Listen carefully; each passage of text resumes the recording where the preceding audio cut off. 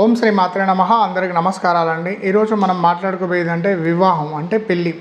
ఆడవాళ్ళకైనా మగవాళ్ళకైనా వివాహం ఎప్పుడు జరుగుతుంది, మనకు ఎప్పుడు ఏ టైంకి జరుగుతుంది అనేది కొన్ని మనం తెలుసుకుందామండి. అయితే చాలామంది అడుగుతున్నారు, వివాహం మాకు ఎప్పుడు జరుగుతుంది గురుగారు అని అడుగుతున్నారు. అయితే ఇప్పుడు నేను చెప్పబోయేది ఏంటంటే కొన్ని దశలు అంతర్దశలు ఉంటాయండి. అప్పుడు వాళ్ళకి 100% వాళ్ళకు వివాహం జరుగుతుంది. అప్పటిదాకా వాళ్ళందరూ ఆగవలసి వస్తుంది. ఎందుకంటే మన జాతక చక్రం లోపటి నుంచి మనకు లగ్నం నుంచి మనకు 12 స్థానాలు ఉంటాయండి. 12 స్థానాలల్లో మనకు ఒక్కొక్క గ్రహం ఉంటుంది. అయితే మనం ఇప్పుడు తెలుసుకోబోయేదంటే కొన్ని దశలు అంటే కొన్ని గ్రహాల అంతర్దశ నడుస్తున్నప్పుడు 100% మనకు వివాహం జరుగుతుంది. అప్పుడు నేను చెప్తున్నాను, మీరు నోట్ చేసుకొని చూసుకోండి. మనకు రెండో స్థానం దశ నడిచినప్పుడు, 7వ స్థానం దశ నడిచినప్పుడు, 11వ స్థానం దశ నడిచినప్పుడు, 3వ స్థానం దశ నడిచినప్పుడు, 12వ స్థానం దశ నడిచినప్పుడు మనకు 100% వివాహం జరుగుతుంది. ధన్యవాదాలండి.